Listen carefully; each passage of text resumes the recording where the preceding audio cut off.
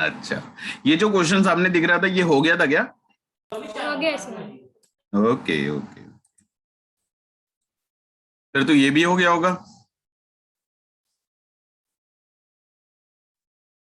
है ना? यस हो गया। सर। ओके, चलो ये आखिरी क्वेश्चन।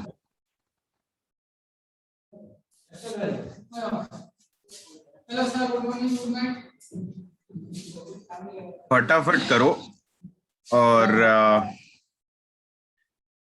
जिसका सारा करेक्ट आंसर आया पार्टी।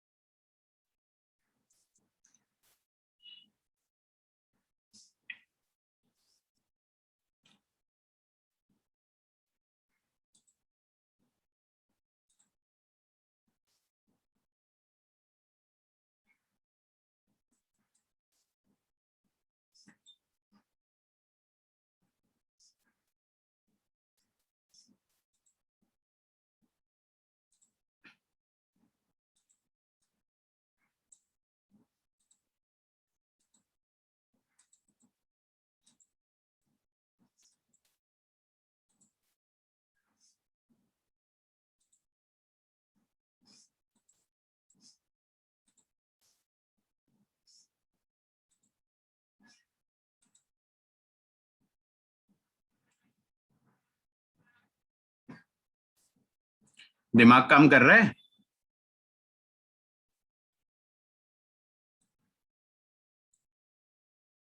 कुछ बोल ही नहीं रहे यार।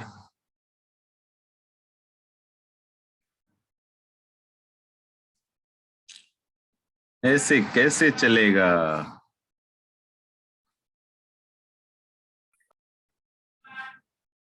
कोई नहीं बताएगा। अच्छा, first thing, which one is limiting reagent? कौन सा लिमिटिंग रिएजेंट है, आयरन या ऑक्सीजन?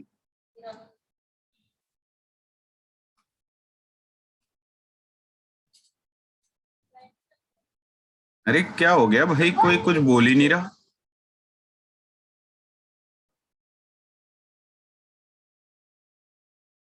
आज कुछ खाने वाने को लगता है नहीं मिला। ऑक्सीजन। कोई बताएगा which one is limiting reagent, iron या ऑक्सीजन? Oxygen sir. या उसमें भी दिमाग काम नहीं कर रहा? फ्रैंकली बोला करो, एकदम से फटाफट। पकाया नहीं करो, पकाने का तो करते।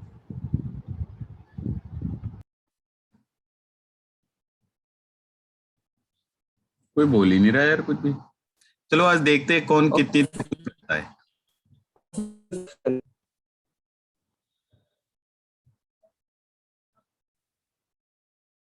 आवाज नहीं आ रही है आप लोगों की।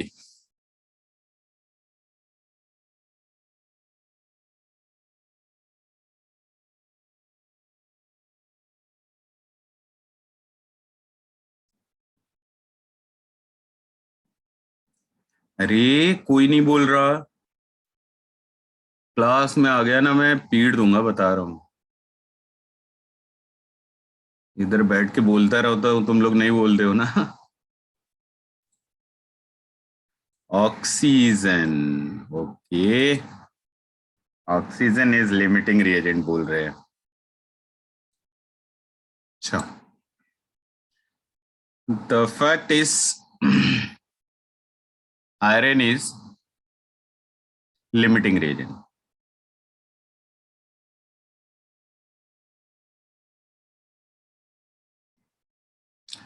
पहली चीज, एक दो चीजें बोल रहा हूं, फटाफट आप कॉपी में लिख लेना।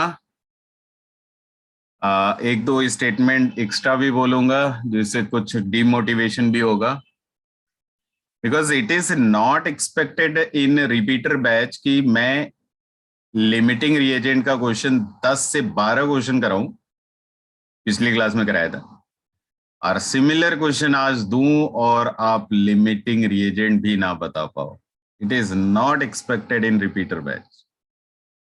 ठीक है, अगर आप रिपीटर बैच में हैं तो आप पढ़ो, आपको कुछ एक दो हार्ड ट्रूथ भी बता देता हूं। आप ऑलरेडी 1 साल ड्रॉप ले रहे हो, आपका 11-12 जा चुका है, याद दिला दें। एंड आप स्कूल से फ्री हो, आपको स्कूल का कोई बर्डन नहीं है।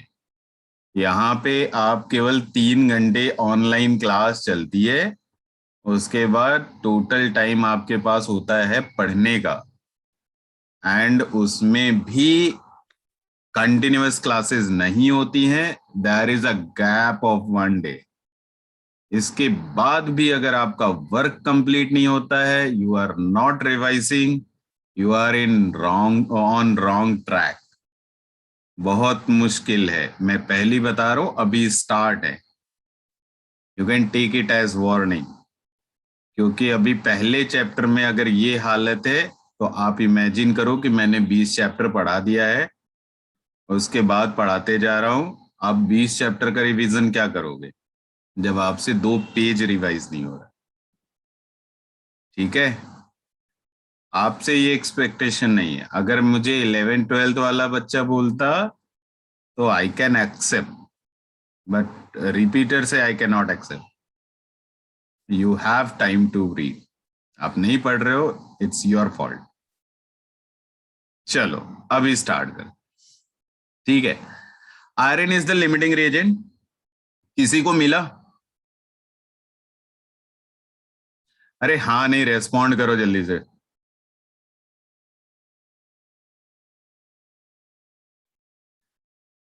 ए? आप लोग किधर, यूएसटीएम में हो या फिर उधर करीमगंज में? यूएसटीएम वाले हो ना? No one. करीमगंज। हाँ करीमगंज, तो वहां कोई भी है आपके आसपास? यार बदरपुर में सर। बदरपुर में कोई भी है आसपास? सर हम लोग के सर, और कोई नहीं है। तो मैं बात कर लेता हूँ आज, कि पहले मुझे ये रीजन पता चले कि आप लोग बोलते क्यों नहीं हो।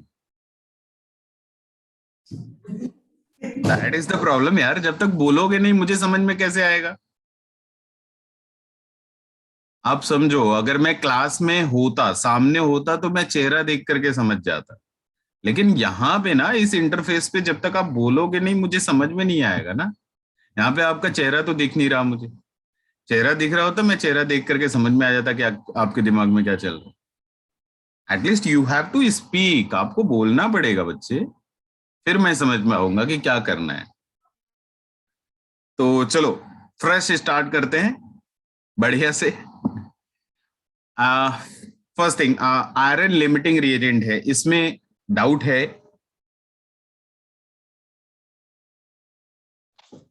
Yes sir. ओके, तो लिमिटिंग रिएजेंट, कोई भी रिएक्टेंट लिमिटिंग रिएजेंट है या नहीं है, कैसे डिसाइड करते हैं हम लोग? हम लोग डिसाइड करते हैं की रेशियो से, राइट? Yes sir. की रेशियो से डिसाइड करते हैं। तो एक बार अगर मैं रिएक्शन लिख दूं वापस से कि मेरे पास 4Fe and 3O2 is giving 2Fe2O3, ये मेरे पास रिएक्शन है। एंड एट द बिगिनिंग हमारे पास आयरन का 0.15 मोल है एंड ऑक्सीजन का 4.8 ग्राम है। तो जब भी मैं के रेशियो की बात करता हूं, तो के रेशियो का जो हम लोगों ने फॉर्मूला सीखा था, that was number of mole divided by stoichiometric coefficient, ये फॉर्मूला सीखा था। तो मतलब मेरा ये है कि अगर मुझे के रेशियो चाहिए तो मुझे नंबर ऑफ मोल जरूर चाहिए। तो सबसे पहले मैं क्या करूंगा, नंबर ऑफ मोल कैलकुलेट करूंगा। आयरन का नंबर ऑफ मोल ऑलरेडी हमको दे रखा है 0.15, ये पहले से क्वेश्चन में दिया हुआ है। ऑक्सीजन का दिया हुआ है मास, ऑक्सीजन का मोल नहीं दिया हुआ है। तो हम लोग क्या करेंगे, ऑक्सीजन का कैलकुलेट करेंगे मोल। कैसे कैलकुलेट करेंगे? अगर मास दिया है तो मोल कैसे कैलकुलेट करते हैं? एक ही तो फॉर्मूला सीखा यार, मास डिवाइडेड बाय मोलर मास। एक ही तो फॉर्मूला सीखा है मास के टर्म्स में अगर मोल कैलकुलेट करना है तो। 4.8 डिवाइडेड बाय ऑक्सीजन का molar mass is 32, oxygen atomic mass 16, ये कितना आता है 0.15। तो भाई दोनों का मोल क्या था? इक्वल। अब हमको अगर लिमिटिंग रिएजेंट ढूंढना है तो वो पता चलता है के रेशियो से। के रेशियो क्या है? Number of mole divided by stoichiometric coefficient. दोनों का के रेशियो मैं कैलकुलेट करूंगा। For iron it is 0.15 divided by iron का स्टोइचियोमेट्रिक कोएफिशिएंट 4, एंड ऑक्सीजन के लिए 0.15 डिवाइडेड बाय ऑक्सीजन का स्टोइचियोमेट्रिक कोएफिशिएंट 3। तो भाई जब ये करोगे ना, न्यूमरेटर दोनों जगह हो गया सेम, डिनोमिनेटर आयरन के लिए है ज्यादा, तो के रेशियो कम किसका हो गया? आयरन का। तो लिमिटिंग रिएजेंट कौन रहेगा? आयरन। अभी समझ में आया? Yes, sir. Any doubt anyone up to this, जितना करा हम लोगों ने? No, sir. No sir. Okay, तो फाइनली ये पता चल गया कि आयरन हमारा लिमिटिंग रिएजेंट है। तो आपको बोला गया था कि एक बार लिमिटिंग रिएजेंट पता चल जाए तो हम ये फाइंड आउट कर सकते हैं कि हमारा प्रोडक्ट कितना बनेगा। अच्छा, एक चीज मैं यहाँ पे ऐड ऑन करूंगा, एंड दैट इज कि क्या है, कई बार होता ऐसा है कि क्वेश्चन पढ़ने के बाद हमको समझ में नहीं आता कि मैं कौन सा मेथड शुरू करूं, कैसे अटेम्प्ट करूं। आप ना मतलब ये सब चीजें भी पूछ सकते हो, मैं इधर इसीलिए हूं कि आपके मन में कुछ भी डाउट है, कुछ भी, एनीथिंग यू कैन आस्क, कुछ भी पढ़ाई से रिलेटेड कुछ भी डाउट आ रहा है आप पूछ सकते हो, यू आर फ्री। टीचर इसीलिए होता है, अगर टीचर इतना भी नहीं कर सका ना तो टीचर का कोई मतलब नहीं है। क्वेश्चन तो आप घर में भी पढ़ लोगे, सॉल्यूशन उसमें दिया रहता है, बहुत सारे मटेरियल पड़े हुए। तो उसके लिए यहाँ मत आओ, यहाँ आ रहे हो तो कुछ सीख के जाओ, ठीक है? जस्ट डू नॉट कम कि सर ये वाला क्वेश्चन ये रहा आंसर, ये क्वेश्चन ये आंसर है। अरे ऐसे थोड़ी होता है यार, ऐसे थोड़ी कुछ होता है। हाँ, ये क्वेश्चन है, कैसे शुरू करेंगे और कैसे एंड करेंगे वो हमारे माइंड में फ्लिप होना चाहिए, तो सीखा है, ठीक है?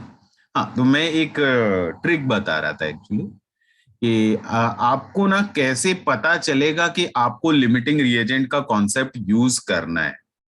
कभी भी किसी भी क्वेश्चन में, हमेशा के लिए बोल रहा हूं, ये पूरा चैप्टर ले लेना आप। किसी भी क्वेश्चन में अगर दो रिएक्टेंट है, दो या दो से ज्यादा भी रिएक्टेंट हो सकते हैं, और सभी रिएक्टेंट का मास या मोल या नंबर या फिर यू कह लो वॉल्यूम, मतलब सभी रिएक्टेंट के बारे में इंफॉर्मेशन दे रखा है। अगर एक से ज्यादा रिएक्टेंट के बारे में इंफॉर्मेशन दे रखा है क्वेश्चन में, 100% लिमिटिंग रिएजेंट का कॉन्सेप्ट यूज होगा, 100%, ठीक है? तो इस चीज को आप अपनी भाषा में अपनी कॉपी में लिख लेना, ताकि आगे क्वेश्चन करने के टाइम में आपको कंफ्यूजन ना आए कि हम कौन सा मेथड शुरू करें। तो क्वेश्चन रीड करो, बोला गया था कि 4.8 gram oxygen and 0.15 mole iron, मतलब हमको ऑक्सीजन का भी इंफॉर्मेशन दिया, का भी इंफॉर्मेशन दिया। तो डेफिनेटली यहाँ पे कॉन्सेप्ट क्या लगना था? लिमिटिंग रिएजेंट का, इसलिए हमने यूज कर लिया, पहले फाइंड आउट करा लिमिटिंग रिएजेंट। आगे का काम आप करोगे, आगे आप ढूंढो Fe2O3 कितना बनेगा। Just try to solve and find the amount of Fe2O3 form. Limiting reagent पता चल चुका है। सिमिलर क्वेश्चन करा था हमने पिछली क्लास में, तो आप एक बार ट्राई करो, फिर कुछ अटकेगा तो मैं हेल्प करूंगा।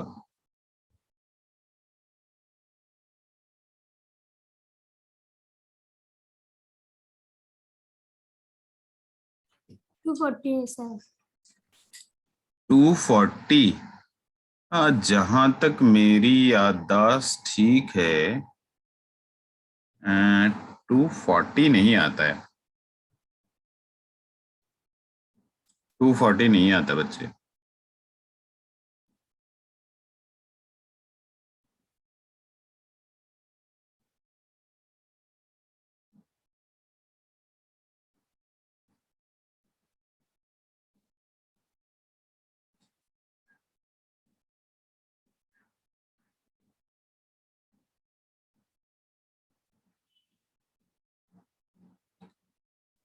कोई और बताएगा? अरे यार ये ऐसे शांत शांत बैठ करके टाइम निकलता है तो बोर हो जाता। कोई और बताएगा या नहीं बताएगा? ये बोल सकते हो सर नहीं बताएंगे। अच्छा सबसे अच्छा ऑप्शन क्या होता है मालूम है? कोई पूछे बताओगे? नहीं बताएंगे। मतलब टीचर कंफ्यूज। बच्चे को आता है लेकिन बताएगा नहीं। कोई कोई आगे बताएगा या फिर मैं?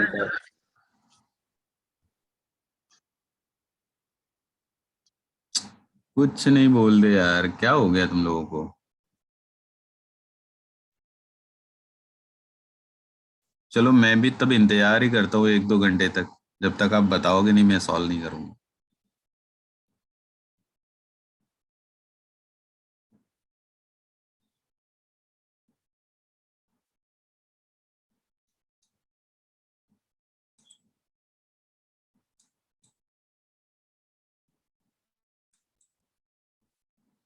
अरे सीरियसली तुम लोग शांत हो गए यार 12 ग्राम सर। 12 ग्राम, राइट राइट राइट। 12 ग्राम आता है आंसर। 12 Fe2O3 का 12 ग्राम आता है। बिल्कुल करेक्ट है। अभी एक चीज और भी पूछा हुआ है, आयरन कितना बचेगा और ऑक्सीजन कितना बचेगा, ये भी पूछा हुआ है। देखो पागल आत्माओं, समझा समझा के पागल हो जाऊंगा मैं तुम्हारे चक्कर में। 4Fe प्लस 3O2 क्या बना रहा है आपका? 2Fe2O3। कल मैंने पिछली क्लास में कम से कम 20 टाइम्स रिपीट करा था। पहला जो स्टेटमेंट होता है वो स्टोशियोमेट्री का लिखना होता है। किसको कनेक्ट करके? लिमिटिंग रिएजेंट को कनेक्ट करके। तो 4 मोल आयरन अगर मेरा खर्च हो जाता, क्योंकि आयरन लिमिटिंग रिएजेंट है तो लिखूंगा, तो 2 मोल Fe2O3 बन जाता। 2 मोल Fe2O3 बन जाता। हमें आयरन का कितना मोल खर्च करना है? हमें एग्जैक्टली आयरन का 0.15 मोल खर्च करना है। तो कितना बनेगा? 2/4 into 0.15। That is how much? 0.075 mole Fe2O3 का बन जाएगा। अब हमको क्या चाहिए था? मास। भाई नंबर ऑफ मोल क्या होता है? Mass divided by molar mass. Mass. तो अगर मुझे मास चाहिए तो मैं क्या लिखूंगा? Number of mole molar molar mass. Mass. Mole तो कैलकुलेट कर लिया ना बच्चे, 0.075। मोलर मास किसका चाहिए? मोलर मास चाहिए Fe2O3 का। तो Fe2O3 का मोलर मास अगर चाहिए तो आयरन दे ही रखा है 56। कितना आयरन? 2। Fe2O3 है ये। ऑक्सीजन कितना? 16। कितना ऑक्सीजन? 3। तो ये 112 प्लस आयरन 1.2 ग्राम। 160 ना? यस ये सर। आता 160। है। तो मोलर मास 160 से आयरन 1.2 ग्राम रहेगा। अच्छा आयरन बता रहे हैं 1.2 ग्राम। करेक्ट है करेक्ट है, आयरन 1.2 ग्राम आता है। तो मास कितना मिल जाएगा हमको? 12 ग्राम मिल जाएगा। ये मास किसका मिला बच्चे? Fe2O3 का। हाँ तो यही ढूंढना था ना, पहला पार्ट यही था, what mass of Fe2O3 will be produced. तो कितना प्रोड्यूस होगा? 12 gram. It is not difficult at all, बिल्कुल भी डिफिकल्ट नहीं है। जो पिछली क्लास में सीखा था उसी का एप्लीकेशन है, उसी में आगे बढ़े हुए हम लोग। आगे क्या बढ़े हुए? सिमिलर क्वेश्चन अमोनियम वाला किया था हम लोगों ने। नेक्स्ट पार्ट है, what mass of iron will be left over the end of reaction. आप बताएंगे क्या, आयरन का कितना मास बचेगा एंड में? Use common sense to answer it. 0 0 zero. Zero बच्चे, जीरो। आयरन ही तो लिमिटिंग रिएजेंट था, और लिमिटिंग रिएजेंट पूरा खर्च होता है। जब पूरा खर्च ही हो गया तो बचेगा क्या? जीरो। फिर क्या पूछा गया कि बताओ ऑक्सीजन कितना बचेगा। अब मैंने पिछली क्लास में अमोनिया का जब क्वेश्चन कराया था तो मैंने चिल्ला चिल्ला के बोला था कि आपको याद रखना है कि कोई भी रिएक्टेंट कितना बचेगा, that can be calculated by using mass conservation, and वही हमारा बेस्ट मेथड होगा किसी भी रिएक्टेंट का कितना मास बचा हुआ है कैलकुलेट करने के। तो यहां पे अगर मैं मास कंजर्वेशन यूज करूं तो टोटल मास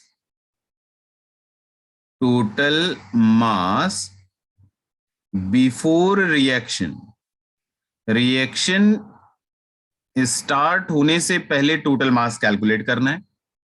तो ऑक्सीजन तो 4.8 ना, हाँ 4.8 ग्राम ऑक्सीजन आपको पहले से दे रखा है। ऑक्सीजन का मास कितना?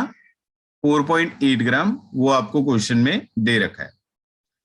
अब मैं क्या बोल रहा हूं, आयरन का दिया था 1.5 मोल, तो मैं अलग से कैलकुलेट करूंगा मास ऑफ आयरन। तो मास ऑफ आयरन कैसे कैलकुलेट करते हैं? मास कैसे मिलता है? Number of mole into molar mass. Iron का मोल कितना? 0.15, और आयरन का मोलर मास कितना? 56। 56। सॉल्व करेंगे 8.4 ग्राम आता है। तो ये कितना आ गया? 8.4 ग्राम। टोटल कितना हो गया? 13.2 ग्राम। ये वो मास है जो रिएक्शन से पहले हुआ करता था। तो मैंने आपको बोला था मास कंजर्वेशन में total mass before reaction equal to total mass after reaction. After reaction. अब मुझे मालूम है कि रिएक्शन के बाद आयरन तो बचा नहीं, आयरन जीरो हो गया, तो बचेगा क्या? Fe2O3 का कुछ मास बना होगा और ऑक्सीजन का मास कुछ बच गया होगा। Fe2O3 कितना बना है वो हमने कैलकुलेट कर लिया, ये 12 था। तो मास ऑफ ऑक्सीजन जो बचा होगा, या आप सब्सट्रैक्ट कर लो यार, 13.2 माइनस 12, तो मास ऑफ ऑक्सीजन जो बचेगा दैट विल बी 1.2 ग्राम, और यही आंसर हो। ठीक ठाक हो? अरे हाँ नहीं बोलो, आलसी लोगों। Yes sir. इतने बड़े आलसी मिल गए वे तुम लोग, कुछ बोलते ही नहीं। चलो, तो ये चीजों का ख्याल रखेंगे, और एंड में जा करके आज आपको कुछ चीजें मैं समझाऊंगा जरूर, कुछ प्रवचन जरूर दूंगा, जरूरी है। कई बार क्या होता है ना, हम लोग जैसे इच्छा होती है कुछ लोगों की कि मतलब फ्लाइट में सफर करते हैं, बड़ा इंटरेस्टिंग होगा, बड़ा मजा आएगा।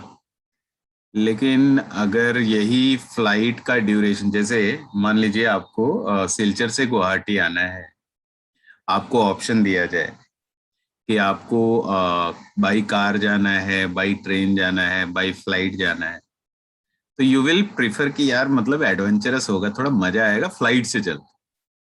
ठीक है, यहीं पे अगर बोल दिया जाए ठीक है आपको फ्लाइट से यहाँ से यूएसए जाना है, थोड़ा जर्नी का ड्यूरेशन बढ़ा दिया जाए, तो what you will feel like कि जब भी आप फ्लाइट में चढ़ोगे ना, तो तब तक जब तक इंटरेस्ट है, मजा आएगा, हाँ हाँ मजा आएगा। फ्लाइट में बैठे, अब वहां का ड्यूरेशन है कि आपको 12-14 घंटे बैठे रहना है। तो जब 1 घंटे तक तो ठीक है, बड़ा मजा आ रहा है, बड़ा मजा आ रहा है। 1 घंटे के बाद व्हाट यू विल फील ना कि अरे यार कहाँ फंस गए, क्या बोरिंग सा चल रहा है, कब पहुंचेंगे, ये वाली फीलिंग शुरू हो जाती है। एक्चुअली आपके साथ क्या हो रहा है मालूम है? यही वाली फीलिंग हुई है कि जिस दिन आप क्लासेस स्टार्ट हुआ, तो बड़े इंटरेस्ट के साथ एकदम से सफर के लिए तैयार हो गए। लेकिन जैसे ही सफर स्टार्ट हुआ, अब आपको भी मालूम है, हमको भी मालूम है कि it is not journey of one day, it will take time. कम से कम 1 साल का टाइम है हमारे पास। तो इतनी लंबी जर्नी में अगर मैं अभी से बोर हो जाऊं, तो भाई जर्नी काटना तो बहुत ही खतरनाक हो जाएगा अपने लिए। तो हमें क्या करना है, हमें इस जर्नी को through out the time interesting बनाए रखना है। तो मजा आएगा सीखने का, और तब एंड में रिजल्ट का भी मजा आएगा। मैं आपको स्पेशली इसलिए, मैं अभी 4-5 बैचेस जितने भी ले रहा हूं, उसमें केवल आपको समझा रहा हूं क्योंकि आपके पीछे रीजन है। आप ना सही ट्रैक पे नहीं जा रहे हो, और अभी मैं आपको कुछ चीजें और भी ऐड ऑन करूंगा। वो चीजें आज से ही फॉलो करना शुरू कर देना, बिकॉज व्हाट आई फील कि आप वो चीजें नहीं कर रहे। क्या नहीं कर रहे हो? जैसे अभी मान लो ठीक है, फर्स्ट चैप्टर है, मैंने बहुत ज्यादा पढ़ाया भी नहीं है, अभी स्टोशियोमेट्री में घूम रहा हूँ। आज मैं कोशिश करने वाला था कि कंसंट्रेशन टर्म स्टार्ट कर देता, मोलैरिटी वगैरह, बट अभी तो आज आज समझा ही लेते हैं, वो अगली क्लास में कर लूंगा मैं।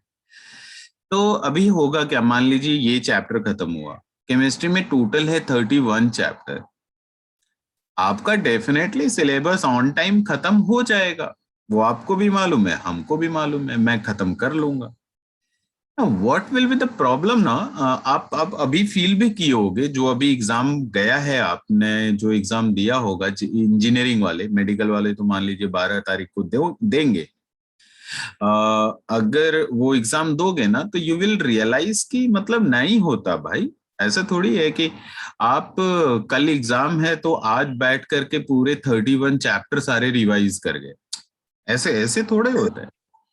इस जिस प्लान में आप लोग वर्क कर रहे हो, जिस हिसाब से आप काम कर रहे हो, इस हिसाब से 100% नहीं होगा। आई कैन गारंटी यू, नहीं होगा।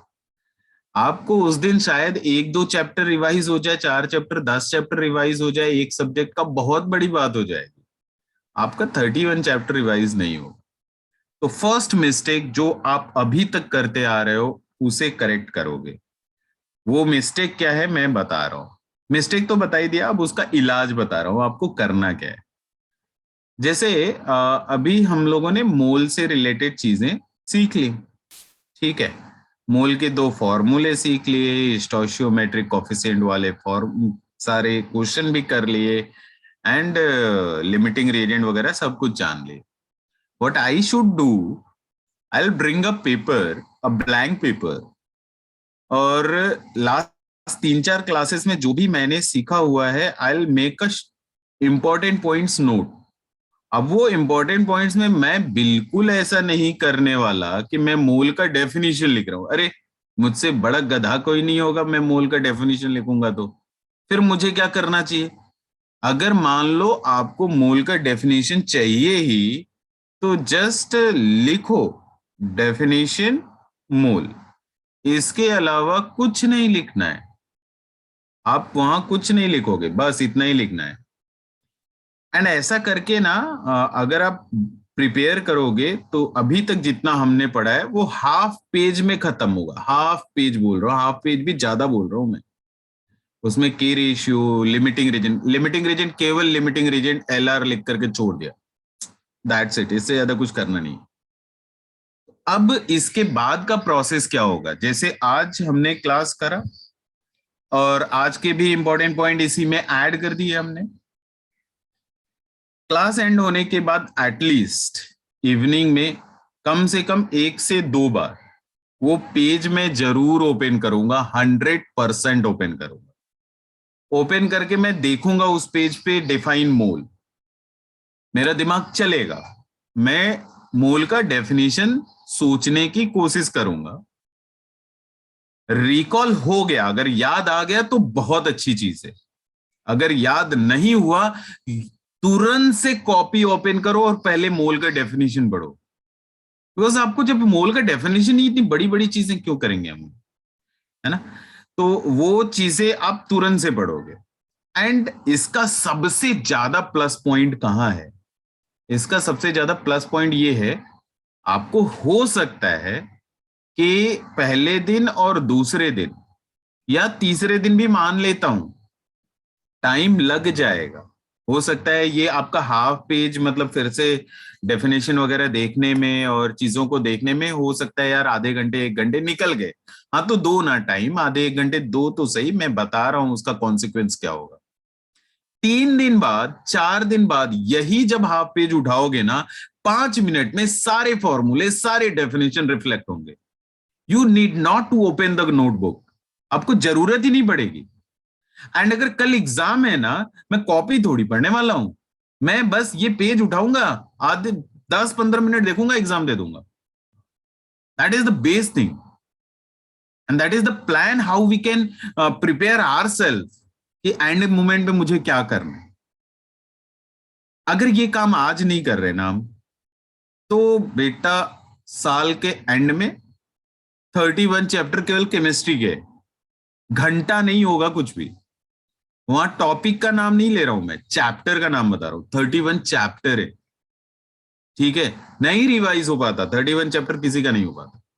हाँ लेकिन ये काम अगर आपने साल भर किया हुआ है तो आई कैन गारंटी यू कि वो एक दिन पहले आप 31 क्या 100 चैप्टर कर सकते हो। सारे सब्जेक्ट का, सारे सब्जेक्ट रिवाइज करोगे, फुल कॉन्फिडेंस रहेगा और बढ़िया से एग्जाम देंगे। इसके अलावा ये अभी क्लास नोट्स की बात कर रहा था मैं। नेक्स्ट, आपको डीपीपी दिया गया है, डीपीपी 1 एंड 2 मैंने ग्रुप में भेज दिया हुआ। पहला तो मेरा डाउट यही है कि शायद ही किसी ने डीपीपी 1 अटेम्प्ट करा है। कोई है ऐसा जिसने डीपीपी 1 कंप्लीट कर लिया? Yes, नहीं। sir. अच्छा, अटेम्प्ट करा। तो जब भी आप डीपीपी अटेम्प्ट करते हो ना, पहली चीज कि अगर आपने डीपीपी अटेम्प्ट नहीं करा है तो do not expect your selection in final exam. केवल कहानी और थ्योरी पढ़ने से सिलेक्शन नहीं होगा। इट इज नॉट बायोलॉजी, जो थ्योरी रट्टा मार लेंगे तो सिलेक्शन हो जाए। अरे उसमें बायोलॉजी में भी ना होगा, तुम केमिस्ट्री की बात कर रहे हो जिसमें चीजें थ्योरेटिकल बहुत कम आने वाली है। मतलब 2-4-5 क्वेश्चन मिल गए तो ठीक, नहीं तो आएगा तो बेटा न्यूमेरिकली जिसमें दिमाग लगाना है। और अगर हम मेरा दिमाग नहीं चला, मैं डेफिनेशन के भरोसे रट्टा मार के बैठा रहा, नहीं होगा। इट इज 100% श्योर नहीं होगा, मैं गारंटी ले रहा हूं। तो करना क्या था? करना ये था कि जो डीपीपी दिया जा रहा है, आपको पता है मैं क्वेश्चन क्लास में इतने सारे क्वेश्चन क्यों ले रहा हूं? एक टॉपिक पे मैं 10-10, 15-15 क्वेश्चन कराए जा रहा हूं। जनरली मैं नहीं करा था, लेकिन अभी एक एक टॉपिक के मैं 15-15 क्वेश्चन करा रहा हूं। इसलिए क्योंकि मुझे मालूम है कि आपका 11-12 सही नहीं गया है। यू नीड टाइम, आपको चीजों को एक्सेप्ट करने में थोड़ा टाइम लगेगा, तो इसलिए मैं उस चीज को उतना टाइम दे रहा हूं। अदरवाइज मैं इतना ज्यादा टाइम देता नहीं हूं। तो अगर मैं आपको फ्रीडम दे रहा हूं तो उसका फायदा उठाओ। अगर आप फायदा नहीं उठाए तो फिर क्या मतलब रहा फिर मेरा स्लो जाने का? नहीं। तो आ रहे थे, मैं डीपीपी की बात कर रहा था। डीपीपी में हार्डली आपको 14-15 क्वेश्चन होते हैं। आप जब अटेम्प्ट करोगे ना, आपको क्या क्या चीजें मार्क करनी है। कुछ ऐसे क्वेश्चन जो आपका पढ़ने के साथ सॉल्व हो जाता है, मतलब जो आप करते हो सॉल्व हो जाता है। कुछ ऐसे क्वेश्चन जो समझ में ही नहीं आया कि ये क्या है। कुछ ऐसे क्वेश्चन जो समझ में आया, सॉल्व करा और एंड में नहीं बना, आंसर मैच नहीं करा। कुछ ऐसे क्वेश्चन जो समझ में आया, ट्राई करा, 1-2 घंटे बाद बन गए। मतलब टाइम लगा सॉल्व करने में, खूब दिमाग लगाया अपनी तरफ से, तो बन गया कुछ टाइम के, मतलब थोड़ा आधा घंटा का टाइम लग गया, बन गया, ऐसा वाला। तो ये जो 4 कैटेगरी में बताया ना, आपके डीपीपी में आपको मार्क करके रखना चाहिए कि ये वाला जो क्वेश्चन जो बिल्कुल नहीं बना था, इसको मैं स्टार मार्क से रिप्रेजेंट करूंगा।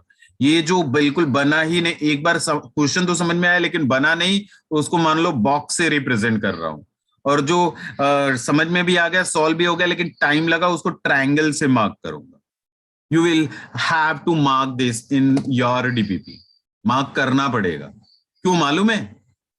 टेस्ट आया, मान लो अभी 4 दिन बाद आपका टेस्ट है, और आपके क्लासेस भी रेगुलर, ऐसे थोड़ी होगा कि मान लो आपका नेक्स्ट कमिंग संडे टेस्ट है, एग्जाम है, तो ऐसा थोड़ी होगा कि आपको 1 वीक का छुट्टी दे दिया जाएगा, बोलेगा कि आप 1 हफ्ते तक आराम से रिवीजन कर लो फिर टेस्ट देना। ऐसा होगा क्या? ऐसा बिल्कुल नहीं होगा।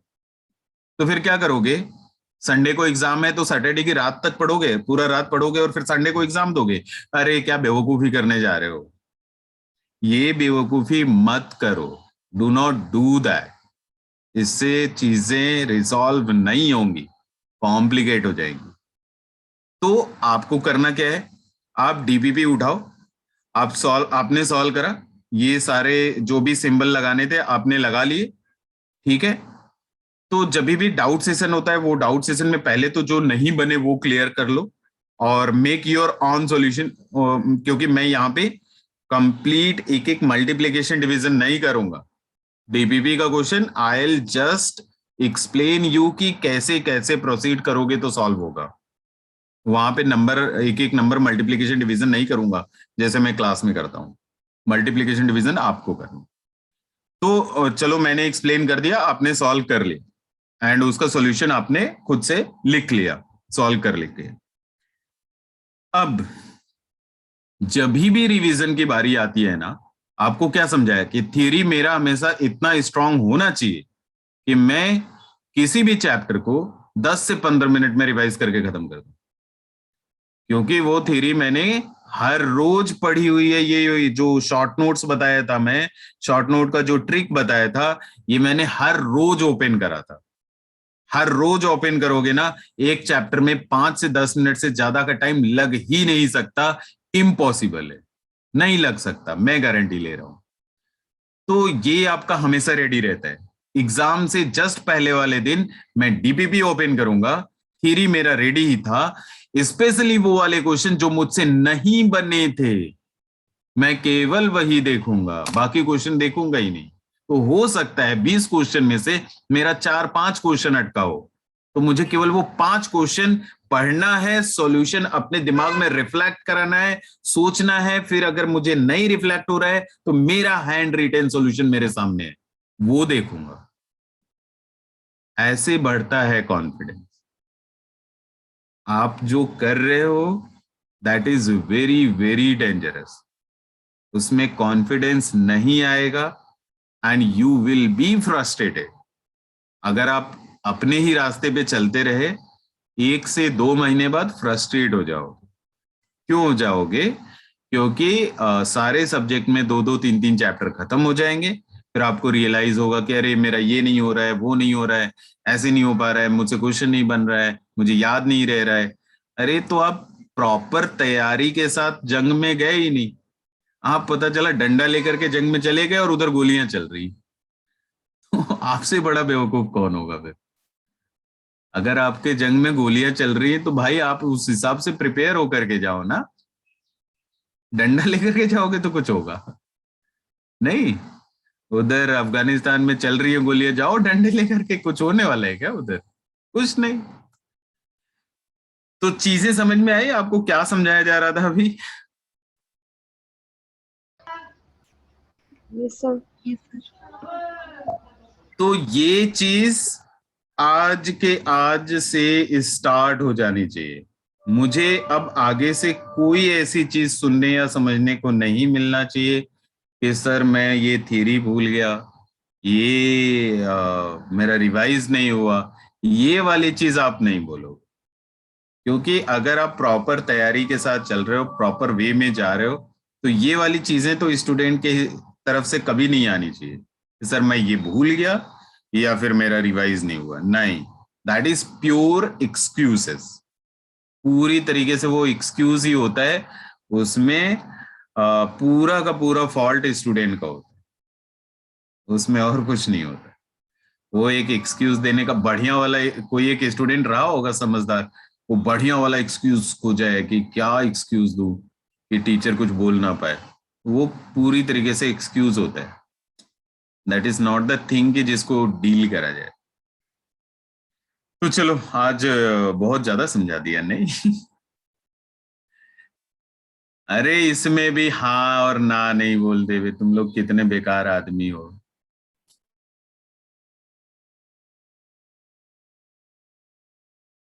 अरे अभी भी ना बोल रहे, कुछ ना बोल रहे।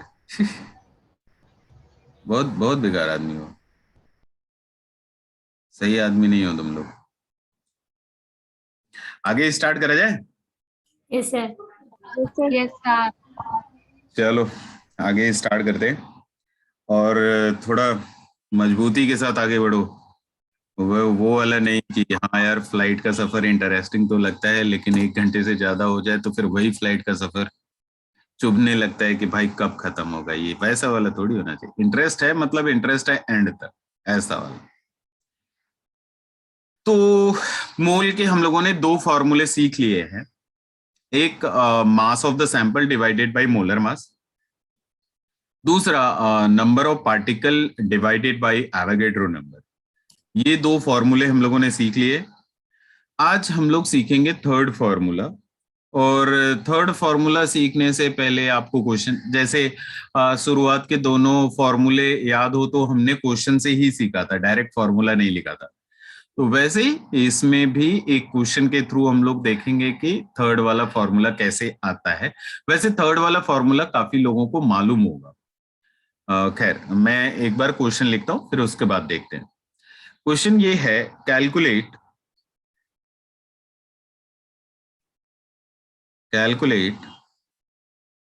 नंबर ऑफ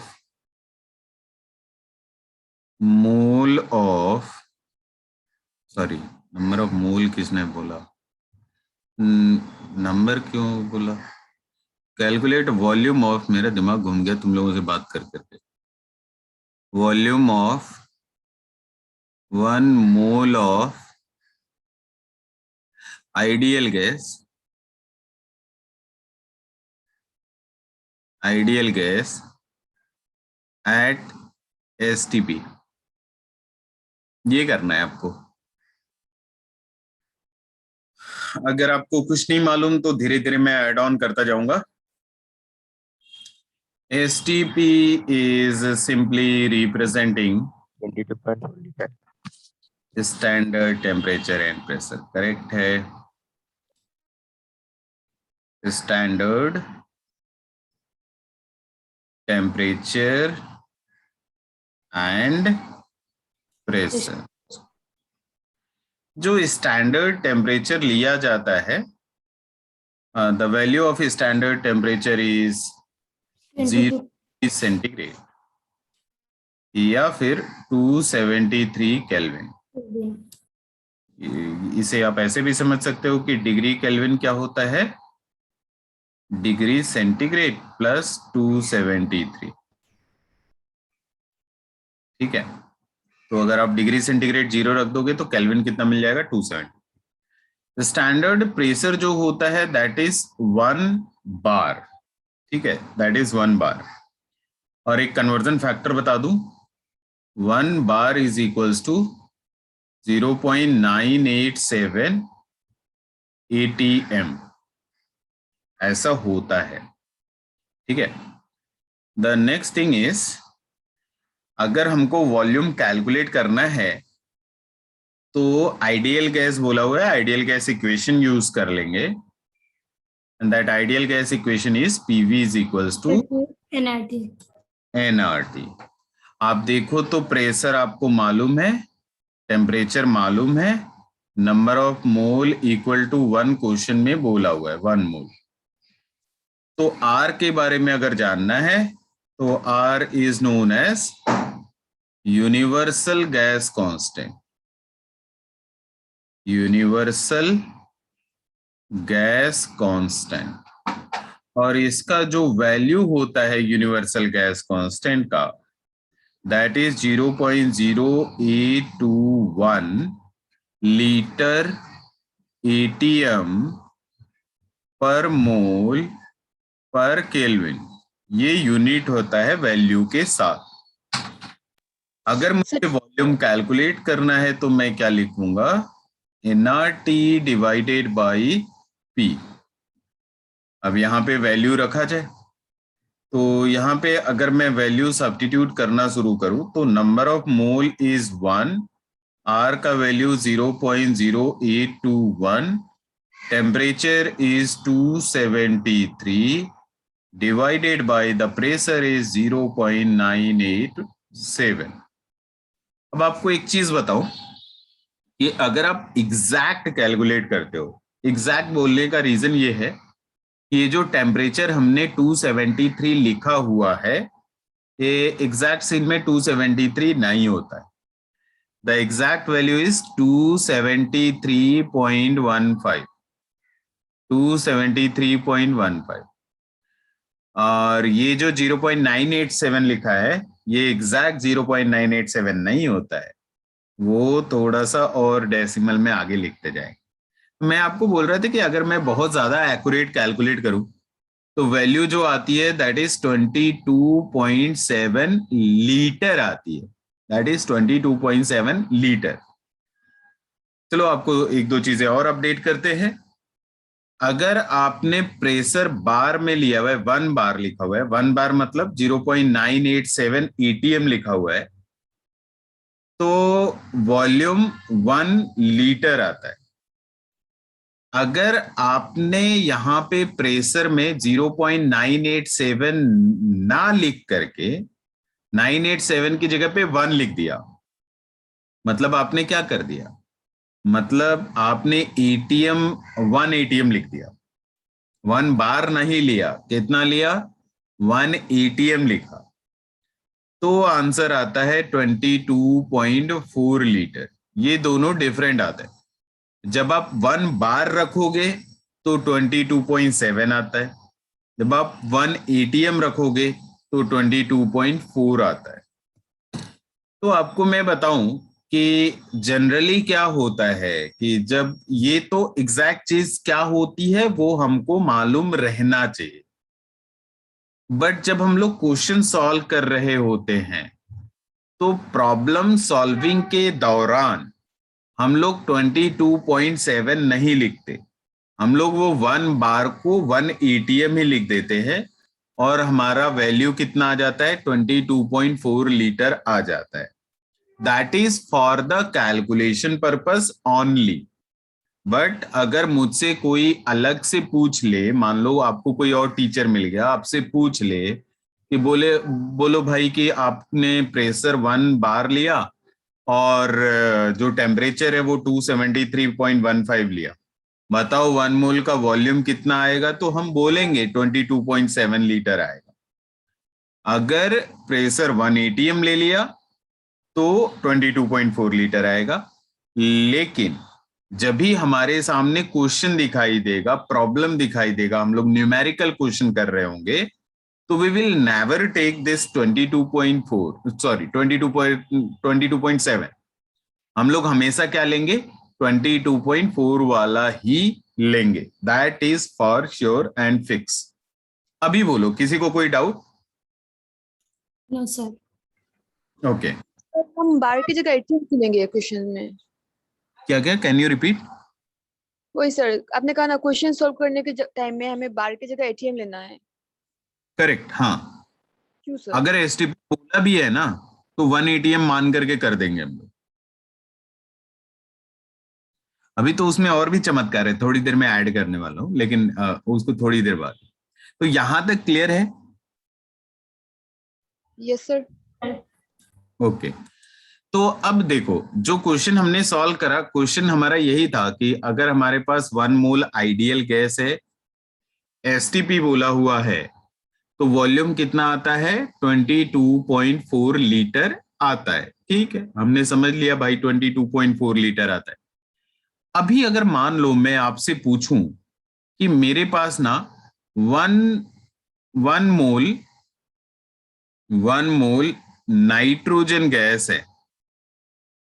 अच्छा, एक और चीज बोलना है, एक और चीज ये बोलना है कि आपको ना कोई भी गैस दिया जाए, कोई भी गैस, उसे हमेशा और हमेशा आइडियल ही मानना है। आपके सिलेबस में जब तक क्वेश्चन में रियल गैस बोल ना दे तब तक आपके लिए आइडियल ही है। तो अगर आपसे ये पूछा जाए कि आपके पास 1 मोल नाइट्रोजन गैस है एट एसटीपी, वॉल्यूम कितना बताओगे? 22.4 litre. 22.4 litre. And what about the case अगर मैंने नाइट्रोजन की जगह पे ऑक्सीजन बोल दिया, या फिर मीथेन बोल दिया, या फिर हीलियम बोल दिया, या फिर हाइड्रोजन बोल दिया, क्या सबके लिए 22.4 लीटर होगा? होगा सेम। Yes, sir. पक्का ना? Yes sir. तो ये चीज दिमाग में फिक्स कर लेना। कई लोग ना इसमें भी कंफ्यूज हो जाते हैं कि भाई अरे ऐसे थोड़ी, नहीं ये सबके लिए है। मैंने पिछले क्वेश्चन में गैस का नाम नहीं लिया, मतलब सबके लिए करेक्ट है। तो ये 22.4 litre is valid for all the gases, सारे गैसेस अगर हमारे लिए आइडियल गैस है तो ठीक है, 22.4 लीटर। नाउ अब अगर मैं बोलूं कि मान लो मेरे पास 2 मोल नाइट्रोजन गैस है, वॉल्यूम कितना होगा? एसटीपी वॉल्यूम कितना होगा? 22.4 into 2.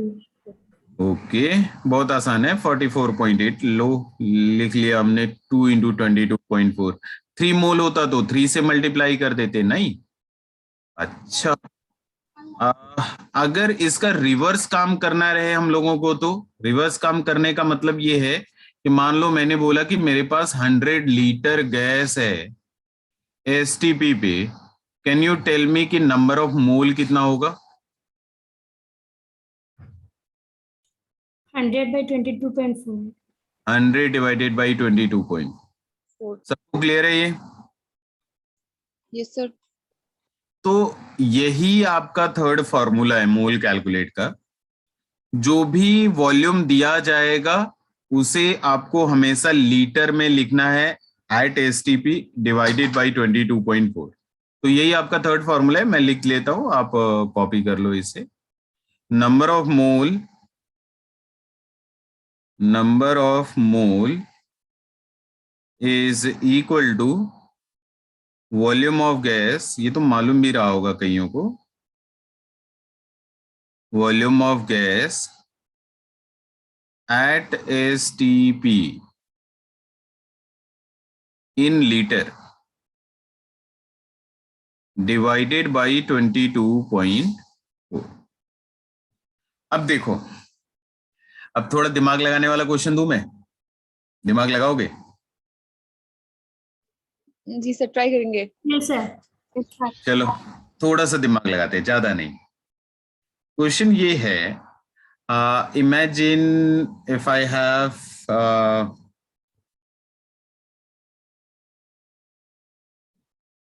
11200 ml H2O is taken at STP,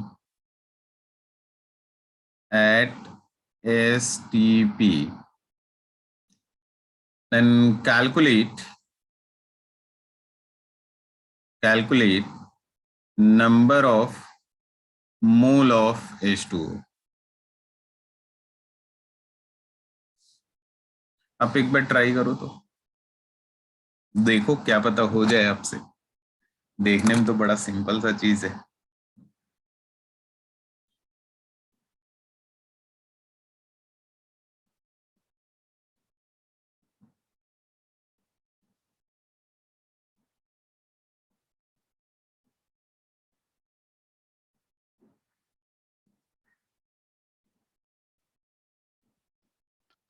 point 5। 0.5 ना? 0.5 ना? Yes, sir. अच्छा, क्या लगता है मैं इतना सीधा साधा क्वेश्चन दे सकता हूँ? 0.5 नहीं है आंसर।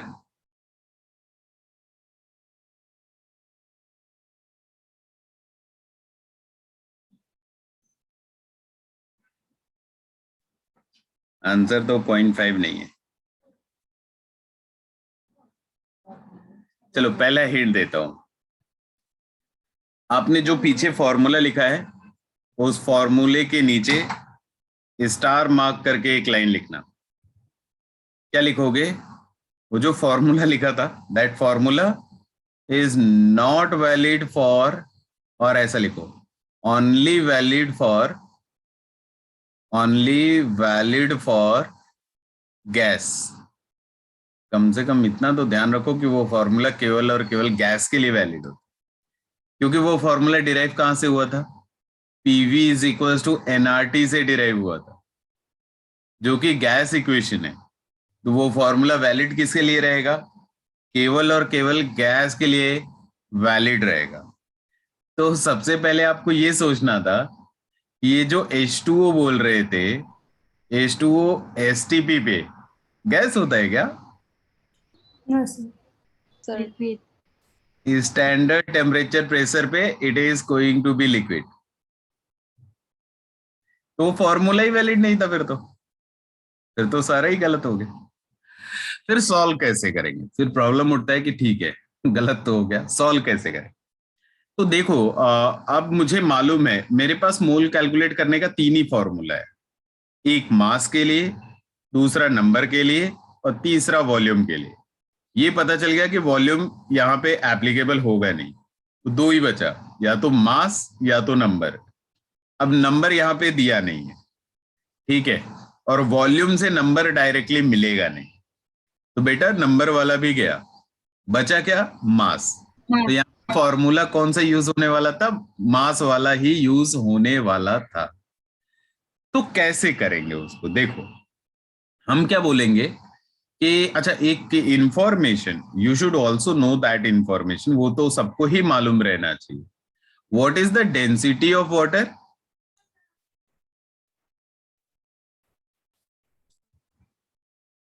कोई नहीं, इट इज 1 ग्राम/ml बच्चा।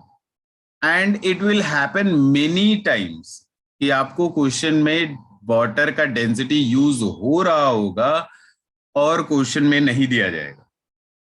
तो ये तो आपको याद रखना ही है, 100% हमेशा माइंड में रहना चाहिए कि अगर मुझे कभी भी वाटर का डेंसिटी का जरूरत पड़ा, I will take it as 1 ग्राम/ml, 1 ग्राम/ml ले लेंगे।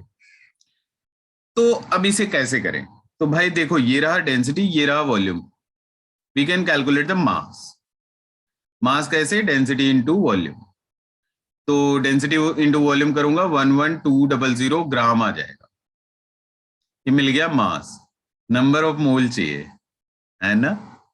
तो 11200 divided by 18, mass divided by molar mass. Water का मोलर मास कितना? 18। बस ये आंसर है। समझ गए? Yes, sir. तो फॉर्मूला तो जानना ही है, साथ में ये भी जानना है कि that formula is not going to be valid for any other phase. वो केवल और केवल गैस के लिए ही वैलिड है, बाकी किसी के लिए वैलिड नहीं। अब एक और क्वेश्चन करते हैं, फिर से कुछ नई चीजें सीखेंगे इसके बाद, एक क्वेश्चन करने के बाद। तो एक क्वेश्चन कुछ ऐसा है, मान लीजिए मैंने एक कंटेनर यहाँ पे लिया हुआ है, और कंटेनर में मेरे पास ना 25 मोल कार्बन डाइऑक्साइड मैंने भर रखा है। फिर मैंने क्या काम करा, इस कंटेनर से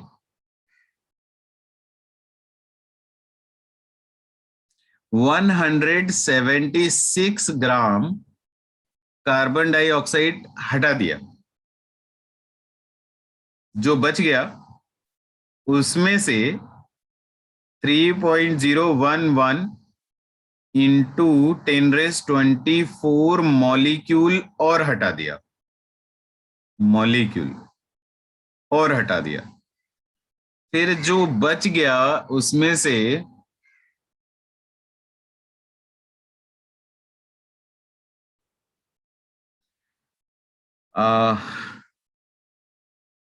5600 है ना ml CO2 और हटा दिया। आपको बताना है कितना मोल CO2 बच गया। आसान सा क्वेश्चन, ट्राई करो, देखो बनता है क्या।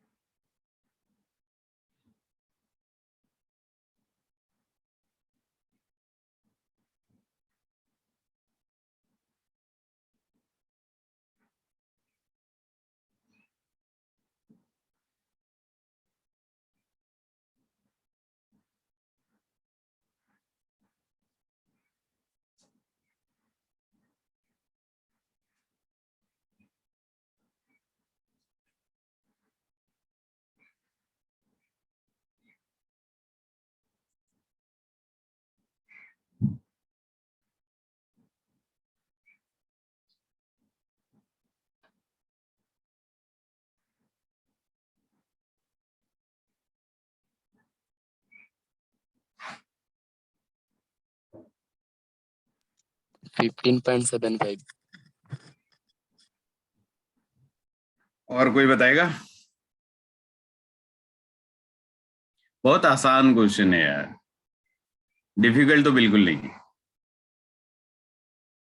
देखो ये जो आपको रिमूव करना था ना, इसका नंबर ऑफ मोल कैलकुलेट करो आप। पहले वाले में मास दिया ना, तो मास अगर दिया है तो मोल कैलकुलेट करने का formula is mass of the sample 176 divided by carbon dioxide का मोलर मास कितना आता है 44। तो सॉल्व करेंगे कितना मिलेगा 4 मोल, 4 ग्राम मोल। है ना, 4 मोल मिल गया। तो नेक्स्ट जो दूसरा दिया हुआ है इसका भी मोल कैलकुलेट कर लेते। इसमें दिया आपको नंबर, तो नंबर के लिए formula number divided by Avogadro number, value रख दो 3.011 इंटू 10⁻24 डिवाइडेड बाय 6.022 इंटू 10⁻23। ये 2 टाइम्स कैंसिल होता है, ये 10 टाइम्स कैंसिल होता है, 10 डिवाइड बाई 2 इज 5, ये 5 आ गया। Yes, sir. लास्ट का भी मोल कैलकुलेट करो, लास्ट वाले का मोल अगर कैलकुलेट किया जाए तो नंबर ऑफ मोल, अब यहां पे क्या दिया, वॉल्यूम दिया, तो वॉल्यूम डिवाइडेड बाय क्या करना था, 22.4, लेकिन ये वॉल्यूम दिया हमको ml में, लीटर में कन्वर्ट करूंगा तो 5600 इंटू 10⁻³ ये आ गया लीटर में, डिवाइडेड बाय 22.4, ये कितना आता है 1/4, दैट इज व्हाट 0.25, ये आता है। तो बस हो गया ना यार, आंसर आ गया 25 -4 -5 -0.25, ठीक है, ये आ जाएगा आंसर। कितना आएगा, अरे इसमें भी नहीं बता रहे। Clear, sir. 15.79. ओके, किसी को कोई डाउट? सर डाउट है sir. डाउट है बोल रहे हो या नहीं है, ऐसा बोल रहे हो? सर डाउट डाउट है, डाउट कहाँ है, देखो बच्चे, मोल ही तो कैलकुलेट करना था ना। यस सर हमने बोला कि हमारे पास 25 मोल कार्बन डाइऑक्साइड था, इसमें से ये जो 25 मोल है इसमें से पहले 176 ग्राम हटाया, फिर 3.011 इंटू 10⁻24 मॉलिक्यूल हटाया, फिर 5600 ml हटाया, आपसे पूछा गया कितना मोल बच गया, तो ये तो पहले से मोल में था, तो जो भी हटा रहे थे उसको भी हमने मोल में कैलकुलेट कर लिया, फिर क्या करा, फिर सब्सट्रैक्ट कर दिया, जो आया वो आंसर। अच्छा 15.75, इट इज 15। और अभी भी कोई डाउट है तो आप स्पेसिफिक बोलो कि कहां पे डाउट है, फिर मैं और बताऊंगा। नहीं? No, sir. हाँ सर ओके, तो एक ही क्वेश्चन में मोल के तीनों फॉर्मूले यूज कर लिए हम लोगों ने, तो मोल के 3 ही फॉर्मूले हैं जो अभी तक हम लोगों ने सीखे हैं और वही यूज होना है, इसके अलावा स्टोशियोमेट्री हम लोगों ने खत्म कर लिया है, अब नई चीजें स्टार्ट हो जाएगी। तो नई चीजें मतलब थोड़ा सा 1-2 डेफिनेशन पढ़ना है, percentage yield and percentage purity का, और उसके बाद कॉन्सेंट्रेशन यूनिट से स्टार्ट हो जाएंगे। तो कॉन्सेंट्रेशन यूनिट से स्टार्ट होने के बाद फिर मोल में लौटना मुश्किल हो जाएगा, तो उससे पहले जो भी चीजें क्लियर कर लिया जाए। तो चलो उससे पहले अगर आपको डाउट है तो आप पूछ सकते हो, अगर डाउट नहीं है तो फिर हम स्टार्ट करने जा रहे हैं परसेंटेज प्योरिटी। देखो, परसेंटेज प्योरिटी समझ ही रहे होंगे कि मतलब बहुत सारे मटेरियल हमारे आसपास ऐसे हैं जो इम्प्योर है। बेहतर एग्जाम्पल क्या है कि जो हम लोग माइनिंग करते हैं, माइनिंग करने के बाद जो मेटल मिलता है हमको, दैट इज नॉट प्योर। मान लो हमने आयरन निकाला माइनिंग करके, तो वो आयरन के साथ उधर से कुछ मिट्टी भी निकलेगा आयरन के साथ चिपका हुआ, एंड मान लो वही जो इम्प्योर आयरन आपने माइनिंग करके निकाला हुआ है, आयरन का रिएक्शन करा दिया आपने HCl के साथ। The reaction that you are expecting is कि अगर मैं रिएक्शन कराऊंगा तो फेरस क्लोराइड बन जाएगा और हाइड्रोजन गैस रिलीज हो जाएगी, आपने ये उम्मीद करा। फिर आपने बोला कि चलो मान लो अगर हमने 100 ग्राम आयरन लिया हुआ है तो हमको बताना है कि कितना हाइड्रोजन गैस प्रोड्यूस होगा। तो ऐसा नहीं है कि आप टोटल 100 ग्राम के कॉरस्पॉन्डिंग हाइड्रोजन कैलकुलेट करना शुरू कर दोगे, नहीं, ये काम नहीं करना है आपको, क्योंकि ये आयरन क्या है आपका, ये इम्प्योर है। मान लो अगर ऐसा हुआ कि ये 100 ग्राम से केवल 20 ग्राम आपका आयरन था, रेस्ट 80 ग्राम अगर मिट्टी होता, तो मिट्टी और HCl तो हाइड्रोजन गैस देगा नहीं, देगा तो आयरन ही। मतलब ये 100 ग्राम में से 20 ग्राम ही आपका रिएक्ट करा होगा, 80 ग्राम रिएक्ट नहीं करा। तो ये जो प्योर था केवल वही रिएक्ट करेगा, तो जो परसेंटेज प्योरिटी का फॉर्मूला है वो यही होता है कि जो प्योर मास है divided by impure mass into 100, that is what is percentage purity. I hope मतलब ये मालूम ही होगा, बड़ा आसान सा सिंपल सा परसेंटेज का बस ये फॉर्मूला है। ये फॉर्मूला आप फटाफट नोट डाउन कर लेंगे परसेंटेज प्योरिटी का। That is what impure mass, pure mass divided bye impure mass into 100। ये फॉर्मूला नोट डाउन कर लीजिए, फिर दो को बैक करेंगे। ये फॉर्मूला हो गया, नोट डाउन हो गया? Yes sir. ओके, तो फिर आप एक क्वेश्चन करिए फटाक। ये क्वेश्चन है आपके सामने, बोला जा रहा है कि calculate the amount of lime चूना that can be prepared by heating 200 kg of lime stone. 200 kg पत्थर लिया, उसको गर्म करा।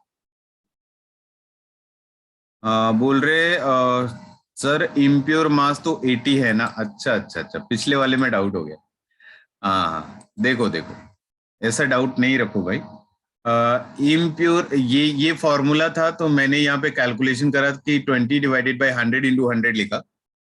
डाउट आ गया दिमाग में कि सर प्योर वाला आपने बोला 80 है, इम्प्योर वाला तो सॉरी प्योर वाला तो 20 है, इम्प्योर वाला फिर 80 होना चाहिए इंटू 100 होना चाहिए। नहीं, थोड़ा सा फिर अगर आपको ऐसा कंफ्यूजन हो रहा है तो ये फॉर्मूला कर लो करेक्ट, ठीक है। ये इम्प्योर मास का मतलब होता है टोटल मास, जिसमें इम्प्योरिटी के साथ टोटल मास है वो। तो टोटल मास हमारा क्या था? 100 था। इम्प्योरिटी को इंक्लूड करके जो टोटल मास है वो, केवल इम्प्योरिटी का मास नहीं है। हमको ये नहीं बोला है कि मास ऑफ इम्प्योरिटी, नहीं ऐसा नहीं बोला है, हमको बोला है इम्प्योर मास। इम्प्योर मास बोलने का मतलब होता है वो मास जो जिसमें इम्प्योरिटी इंक्लूड है, वो टोटल बताना है, ठीक है। हमको ये फॉर्मूले में नहीं बोला कि आपका इम्प्योरिटी का मास क्या है, नहीं। तो करेक्ट तो यही है 20 डिवाइडेड बाय 100 इंटू 100, ये रॉन्ग हो जाएगा, ठीक है।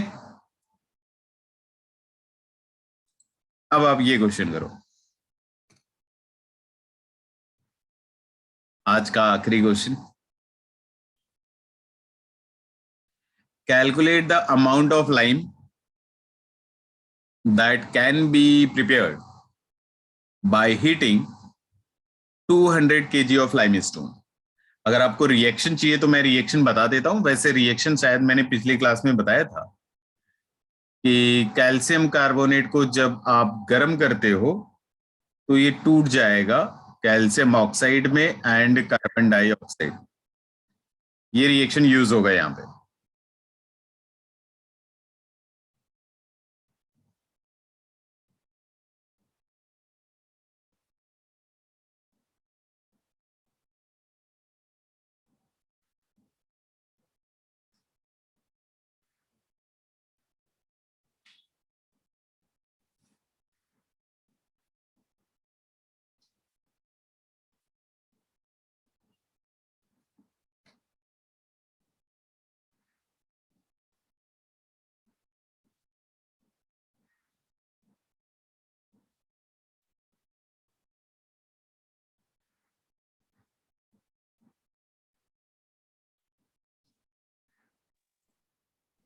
So 106.5 kg.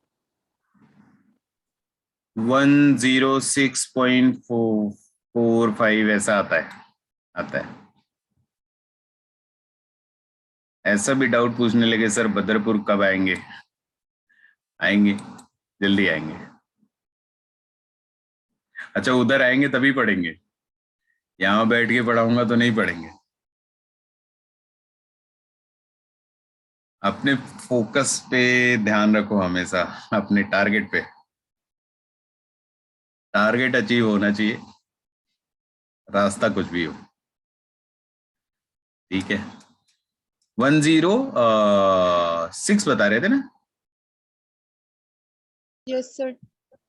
हाँ, 106.4 106.5 ऐसा कुछ आता है जहां तक मुझे आंसर याद है। देखो शुरू करें?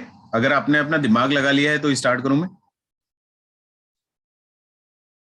Yes sir. ओके, तो फिर स्टार्ट करते हैं। देखो, आपको 200 केजी दिया तो जरूर था, लेकिन ये प्योर नहीं था, ठीक है। तो अगर मैं कैलकुलेट करूं pure mass of calcium carbonate, तो इसका क्या करना पड़ेगा, 200 का मुझे 95% कैलकुलेट करना है। आप चेक करो, इट इज 190 केजी आता है, 190 केजी आता है, मतलब 200 केजी में से 10 केजी आपका मिट्टी था, 190 केजी कैल्शियम कार्बोनेट। तो एज पर द स्टोइशियोमेट्री अगर मैं बोलता तो ये बोलता कि 1 मोल कैल्शियम कार्बोनेट लेने से 1 मोल कैल्शियम ऑक्साइड बन जाता। Calcium atomic mass 40, carbon 16, sorry oxygen 16, carbon 12, ये हमको मालूम होता है। कैल्शियम कार्बोनेट का अगर मैं क्या लिख रहा हूं यार, कैल्शियम कार्बोनेट का अगर मैं मोलर मास लिखूं तो दैट इज 100 ग्राम पर मोल, एंड कैल्शियम ऑक्साइड का लिखूंगा तो 56। तो मैं आपको ये समझा रहा था कि अगर मैं 1 मोल कैल्शियम कार्बोनेट ब्रेक कर देता तो 56 ग्राम कैल्शियम ऑक्साइड चूना मिल जाता। मतलब 100 ग्राम से मुझे कितना मिलने वाला है, 56 ग्राम मिलने वाला है। तो अगर मैं दोनों तरफ 10⁻³ से मल्टीप्लाई कर दूं तो कोई फर्क नहीं पड़ेगा। 100 into 10⁻³ that will be 100 kg now. 100 kg को अगर ब्रेक करता तो 56 kg मिल जाता। 1 को अगर मैं गर्म करता, अगर मैं यहाँ पे 1 kg को हीट कर रहा होता, अब देखो 100 kg से कितना मिल रहा है, 100 kg से हमको मिल रहा है 0.56 kg चूना मिल रहा है, कैल्शियम ऑक्साइड मिल रहा है। तो अगर मैं 1 kg कैल्शियम कार्बोनेट लेता, सॉरी ये 56 था, यहाँ पे 56 डिवाइडेड बाय 100 आता, kg कैल्शियम ऑक्साइड बनेगा। हमारे पास कितना है, हमारे पास है 190 kg। तो 190 kg अगर मैं कैल्शियम कार्बोनेट गर्म करता तो कितना चूना मिलेगा, 190 इंटू 56 डिवाइडेड बाई 100। तो ये आप जब सॉल्व करोगे तो ये वैल्यू आ जाती है फाइनली 106.4 kg, मेरे ख्याल से थोड़ा आता है, ये वैल्यू आती है। आसान सा क्वेश्चन था, it is not difficult at all, बिल्कुल डिफिकल्ट नहीं है। अब एक प्रॉमिस तुम लोग आज करके जाओगे, बिना वो प्रॉमिस करे आज तुम लोग जाने नहीं दूंगा। तो सबके सब कसम खाओ कि अगली क्लास तक डीपीपी मुझे कंप्लीट मिलेगा। Yes sir. वन की बात कर रहा हूं मैं, एटलीस्ट 1 तो कंप्लीट करो यार। और शॉर्ट नोट सबका रेडी हो जाना चाहिए, सबका, जैसे आज समझाया हूं सबका शॉर्ट नोट्स रेडी हो जाएगा। और आगे से मुझे कोई ऐसा कहने वाला नहीं मिलेगा कि सर मैं ये चीज भूल गया या फिर रिवाइज नहीं हुआ, नहीं, ये चीज कोई नहीं बोलेगा। ये चीज सबके माइंड में हमेशा रहनी चाहिए, क्योंकि आपको 10 से 15 मिनट का टाइम मांग रहा हूं मैं। हो सकता है 3 दिन ज्यादा टाइम लगे, लेकिन 3 दिन के बाद 10-15 मिनट का टाइम मांग रहा हूं। 10-15 मिनट तो टाइम दे ही सकते हो यार, इतने बड़े निकले हो। ठीक है, yes sir. Yes, sir. Sir चलो फिर आज यहीं स्टॉप करते हैं, मिलते हैं अगली क्लास में। Thank you, sir. Okay, bye bye.